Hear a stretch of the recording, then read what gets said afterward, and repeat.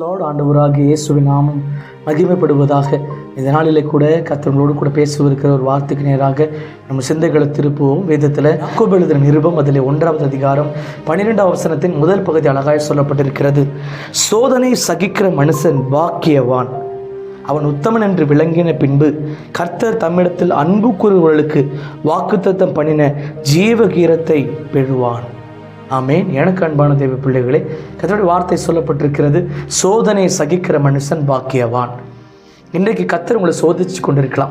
நீங்கள் சொல்லலாம், ஆண்டவரே என்னை சோதிக்கிறீங்க, ஏன் எனக்கு மட்டும் இப்படிப்பட்ட பாடுகள், ஏன் இன்னைக்கு எனக்கு மட்டும் இப்படிப்பட்ட நெருக்கம், அவன்லாம் நல்லா தானே இருக்கான், நான் உங்களை உண்மையாக தான் தேடுறேன், நான் உண்மையாக தான் வாழ்கிறேன், அந்த மனுஷனை போல நான் இல்லை, இவங்க பாவம் செஞ்சு வாழ்கிறாங்க, இவங்க சந்தோஷமாக இருக்கிறாங்களே, ஆனால் என்னுடைய வாழ்க்கையில் அதிகமான சோதனைகள், அதிகமான பிரச்சனைகள், நான் சந்திக்கிறது எல்லாமே இழப்பாக இருக்கிறது, நான் முடிவெடுக்கிற எல்லா காரியமே தோல்வியில் கொண்டு போய் முடியுது, நான் நன்மையாக இருக்கும், என் கூட கர்த்தர் இருக்கிறாரு, நிச்சயமாக அது நல்லா தான் நடக்கும், இந்த வருடத்தில் இதை பெற்றுக்கொள்வேன் அப்படின்னு நான் நினைப்பேன், ஆனால் என்னோடய வாழ்க்கையில் நடப்பது எல்லாமே சோதனையாக இருக்குது ஆண்டவரே அப்படின்னு சொல்லி நீங்கள் ஒருவேளை இந்த வீடியோ நீங்கள் பார்த்து கொண்டு இருக்கலாம். கர்த்தர் நமக்கு சொல்லுகிற ஒரே ஒரு காரியம் என்ன தெரியுமா? கர்த்தர் ஒரு மனிதனை சோதிக்கிறார் என்றால் அப்படின்னா என்ன அர்த்தம் தெரியுமா?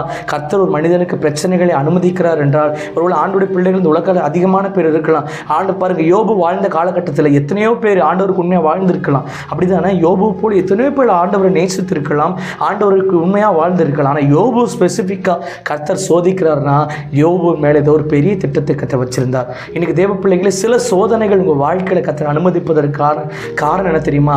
கர்த்தர் நம்மளை மல்டிப்ளை பண்ணுறதுக்காக. அதாவது சோதனையில் சிக்கி கொண்டிருந்த அந்த யோபுடைய வாழ்க்கை, ஒரே ஒரு ஆசீர்வாதம் இருந்தவனை கர்த்தர் நூறத்தனையாய் இரட்டத்தனையாய் ஆசீர்வதித்து அவன் வாழ்க்கையில் பெருக்கத்தை, அதாவது மல்டிப்ளை பண்ணுறார். இன்றைக்கு ஒருவேளை சில காரியங்களை நீங்கள் சந்தித்து கொண்டிருக்கலாம், யோபு போல சில பாடுகள், இழப்பு. ஆனால் யோபு பாருங்கள், 10 பிள்ளைகள் செத்து போயிட்டாங்க, தன் நேசித்திருந்த மனைவி விட்டுட்டு போயிட்டாங்க, ஒட்டகங்கள், மாடுகள், கழுதைகள், தன் வைத்திருந்த எல்லா சொத்துக்களையும் இழந்த நிலைமையில் அந்த மனிதன் சொல்கிறாரு, என்னை சோதிக்கிறார் கர்த்தர், நான் சோதித்த பின் சுத்த பொண்ணாய் விளங்குவேன், என்னை கர்த்தர் சோதிக்கிறார் தான், என்னை சோதிச்சுட்டாருன்னா ஒரு தங்கத்தை எப்படி சோதிப்போமோ அந்த தங்கத்தை எடுத்தவுடனே தங்கமாக மாறுவதில்லை, மண்ணுக்குள்ளே கிடக்குது. அதே போல் இந்த மண்ணை எடுத்து சோதிச்சு அதை சலிச்சு எடுத்து அதை உருக்கி ஒரு அழகான ஒரு தங்கமாக மாற்றும் பொழுது பார்க்கும்போதே அழகாக இருக்கு இல்லையா? இன்றைக்கும் கர்த்தர் உங்களை சோதிக்கிறாரா? உங்களை சுத்த பொண்ணா மாற்ற போகிறார்.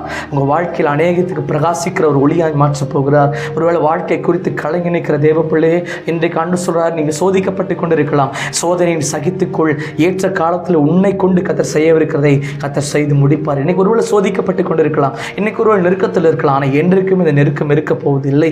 ஏற்ற காலத்திலே உன் நெருக்கத்தை கர்த்தர் மாற்றி விசாலத்திலே கொண்டு போய் உன் வாழ்க்கை வைப்பார். அதனால சோதனைகள் வரும்போது கவலைப்படாம, சோதனை வரும்போது உலக மனுஷன் போல புலம்பாம, சோதிக்கிறார் என்னை கர்த்தர், ஆனாலும் சோதனை நான் சகிப்பேன், எனக்கு எந்த சோதனை வந்தாலும் நான் சகித்து கர்த்தருக்காக வாழுவேன், நிச்சயமா வாழ்ந்து பாருங்க. யோபும் அப்படிதான் வாழ்ந்தார். எல்லா சோதனை மத்தியிலையும் என்னை கொன்று போட்டாலும் நம்பிக்கையா இருப்பேன்னு சொன்னாரு.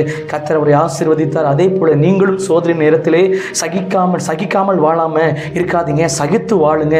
கர்த்தர் நிச்சயமா யோபு போல இழந்து போன சகலவற்றையும் உங்க வாழ்க்கையில திருப்பி தருவார். நாம் கண்களை மூடி ஜெபிப்போமா?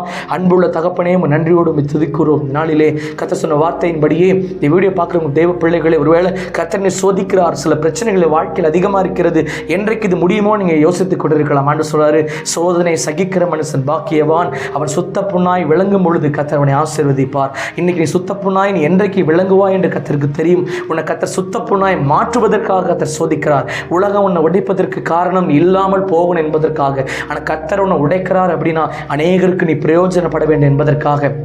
வேதம் சொல்லுகிறது, அது உடைக்கப்பட்ட அப்பம் தான் அநேகருக்கு பிரயோஜனமாய் மாறினது. அதே போல் உடைக்கப்பட்ட அந்த தைலம் தான் தேவனுக்கு பயன்படுத்தப்பட்டது.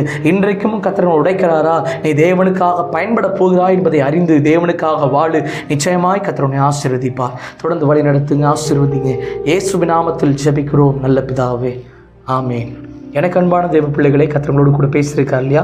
அதனால் எதை குறித்து கவலைப்படாதீங்க. கர்த்தர் சோதித்தாலும் ஏற்ற காலத்தில் சோதனைகளுக்கு எல்லாவற்றிற்கும் பதிலை கொடுத்து பெரிய காரியங்களை செய்வார். Have a bless day. God bless you.